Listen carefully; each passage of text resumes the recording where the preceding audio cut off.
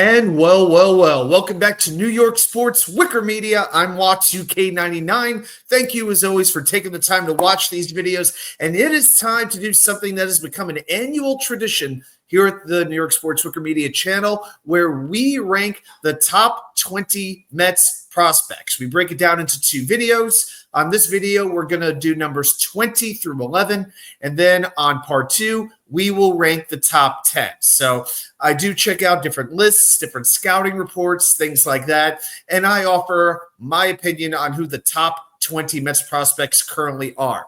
Now, I'm actually going to mention who was ranked on last year's video as we go through it. I will tell you this. A lot of names have changed. A lot of names have dropped out of the top 20, and there are a lot of new additions as well. So let's get right into it. My number 20 prospect for the New York Mets as we enter 2025 is Yovani Rodriguez, the 18-year-old catcher. Now, Rodriguez was the Mets' top international free agent signing in January of 2024, signed a deal for $2.85 million. Now, at the time, that was a franchise record for an international free agent. That record has since been broken. More on that in part two. But he got off to a pretty slow start in his first pro season, but he started to turn it on in the final month, hitting .341 with a .968 on base plus slugging. If you're getting around 1,000 on the OPS, you're doing something right. Now, when he was signed, MLB Pipeline ranked him as the number 6 prospect in the international signing class. So Rodriguez's best aspects are his throwing arm, which is rated very highly. He has a good feel for receiving the ball behind the plate, and he's got pretty good athleticism for a catcher, so he gets very quick pop, so he can throw out a base runner very, very well. As far as his offense goes, well, he's been showing the ability to get the barrel on the ball pretty well. He's a switch hitter right now. Hitting right-handed seems to be more a natural feel for him. And right now his power is pretty average. It's a little bit raw. And as he, continues to age and fill out, that is expected to improve over time. So our newest addition to the top 20 is Yovani Rodriguez. Now, number 19 was actually ranked number 6 on last year's list, and he has dropped quite a bit. And his name is Colin Houck, and he is the shortstop, 20 years old. Again, had him at number 6 last year. A lot of people are down on him after just one pro season. Now, he's a pretty raw prospect, a very talented multi-sport athlete, star in Georgia, both in baseball and as a quarterback in the state of Georgia, And he was the Mets' first pick, number 32 overall in the 2023 draft. The issue is a lot of swings and misses, and he's looked a little bit passive at the plate at times. Even with 2 strikes, sometimes he's taking pitches, and it's led to a lot of strikeouts looking. Also, his contact rate against pitches in the zone has not been as high as you would want to see it. Now, his speed is pretty decent. He's got the body control and the arm strength to play shortstop very well. If he can rebound, then I think he could jump back up this list very quickly.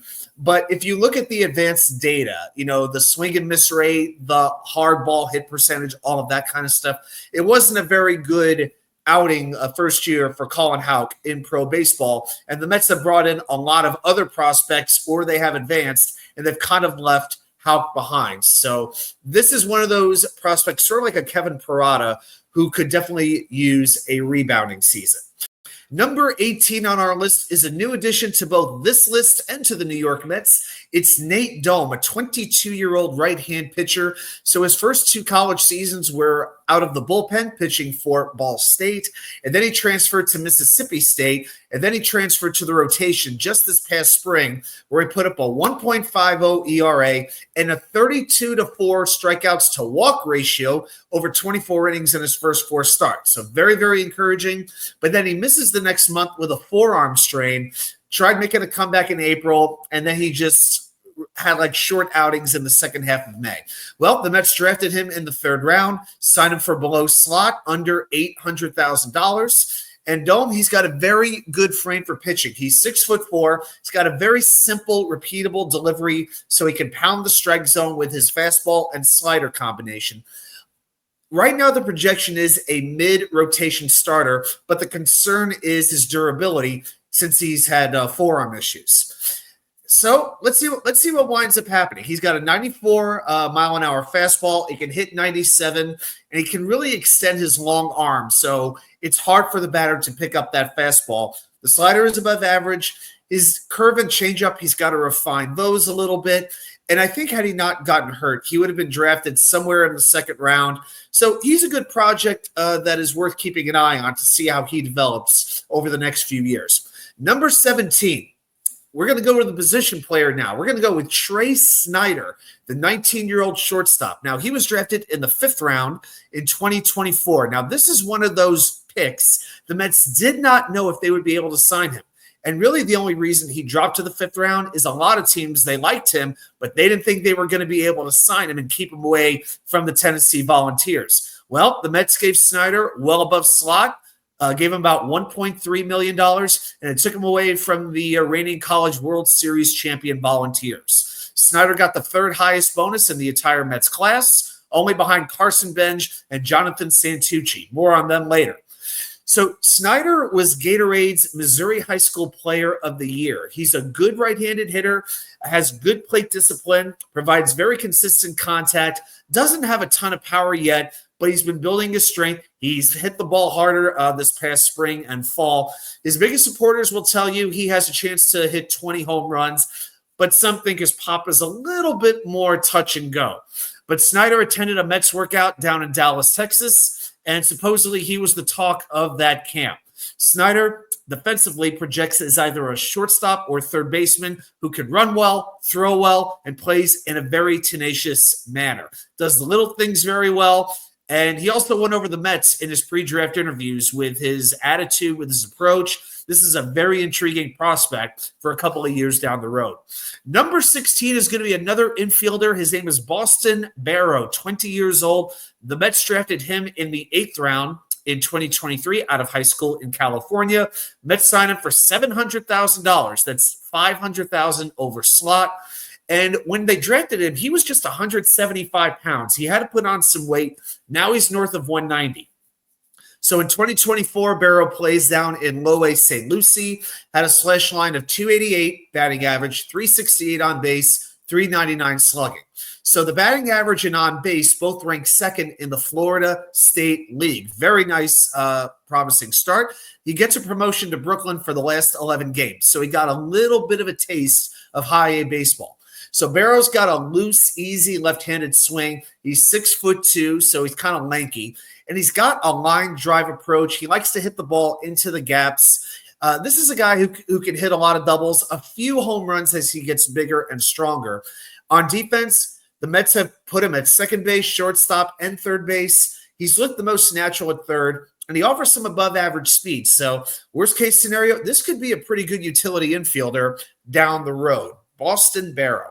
Let's go to number 15. It is Nick Morabito. This is a 21-year-old outfielder. Now, Barrow won the Mets Organizational Player of the Year award in 2024. His slash line was 312 batting average, 403, 398 in 119 games between St. Lucie and Brooklyn. Now, Morabito is not going to hit home runs for you, but he's going to put the bat on the ball for you. He recognizes pitches very well. He had a 13.3% walk rate last year, so he knows how to recognize a pitch at 21 years old. Stole 59 bases in 2024, so you got great athleticism. And he doesn't have the greatest throwing arm in the world, but he can defend. He can cover center field very well, which you need to do in Citi Field. Morabito, I think, might project as more as a 4th outfielder type because his speed and defense are what is his calling card. If he can improve his slugging just a little bit, like get a few doubles, even a triple here and there, his ceiling could rise quite a bit. And he could already beat out grounders to pick up hits. So that speed and defense looks to be his biggest assets right now. Let's go to number 14, and it's Jeremy Rodriguez. Now, last year, I had him ranked as number 19 on this list, so I lifted him up 5 spots. He's 18 years old now. Even though I have him at 14, I've seen him ranked as high as number 7 on some Mets prospect lists. So some people are really high on him. I'm not ready to go that crazy, but this is looking like a very, very good trade. Rodriguez was the return in the Tommy Pham trade back in 2023. He was Arizona's top international signing for $1.25 million in 2023. Rodriguez has above average plate discipline and bat to ball skills. He's kind of a gap to gap line drive hitter right now. Needs to grow into his body a little more, which is totally understandable. I mean, he's only 18 years old. His 2024 with in the Florida Gulf Coast League, pretty good. 282 average, 355 on base, 400 slugging. So plenty of room to grow still at 18 years old. On defense, it looks like he's going to profile best at second base, but he's got good instincts at shortstop. He's got very good arm strength, which you need for those long throws from third base and shortstop. Needs to develop, but the early returns on Rodriguez, who's a complete flyer, look very good. Let's go to number 13, and it's Marco Vargas. So last year, I had him ranked number 7. He's a 19-year-old infielder that came over in the David Robertson trade from Miami. Now, his 2023 was very good. Batted .275, 53 walks to just 38 strikeouts in 54 games. But in 2024, he dealt with injuries. He got into just 37 games for St. Lucie, batted just .208. But when he's right, Vargas has great plate discipline, as you can tell by those walk to strikeout ratios. But he needs to grow up a little bit more physically to get extra base hit power. I mean, you can hit a lot of singles, but the major leagues, they ain't looking for just guys who hit singles. But he can play anywhere in the infield. Appears most suited for second base with his instincts and arm strength. If you're looking for a rebound candidate in the Mets system, Vargas is one that could stand out. So hopefully he gets a little bit more power, because a 239 slugging in 2024, that ain't going to do it. Let's go to number 12. It is Jonathan Santucci, the left-handed pitcher out of Duke University, 22 years old. The Mets drafted him in 2024 in the second round. Now, in high school, he was more of a hitter than a pitcher. In college, he did a little bit of both, but 2024 was the first season where Santucci really focused on pitching.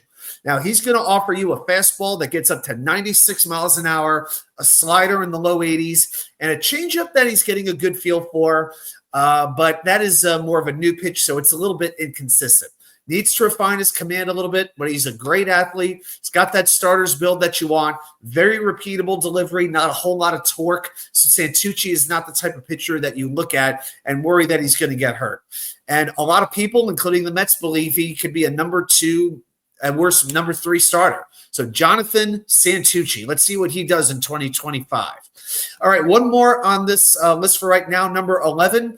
And this guy I had ranked number 18 last year. I said he was a sleeper to watch. I said this guy was one to pay attention to, and it's Jesus Baez, up 7 spots from last year's countdown.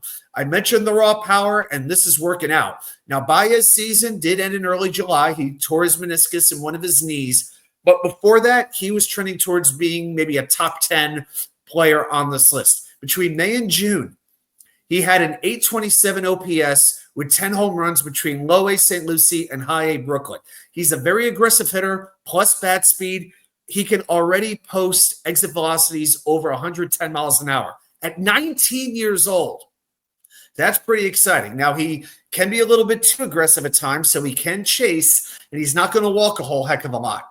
But his zone contact percentage is really, really good. So he had kind of a modest 16% strikeout rate. That's okay for, a heavy power hitter. On defense, his throwing arm is very, very good. Maybe it's the best in the whole system from what I've been seeing. I expect him to settle in at third base in 2025. I think that is going to be his home. He's a below average runner. He's not going to beat out ground balls. So he's going to rely on that elevated contact to get that batting average a little bit higher. He's going to be just 20 years old for all of 2025. I expect him to start in Brooklyn. And that is not an easy park to hit home runs in. So it's going to bear some watching. All right. Well, that is the first half of our countdown. Be on the lookout for part 2, which should be up on Sunday. But thanks very much for watching. And I will see you right back here with more content from you know where, the Wicker Chair.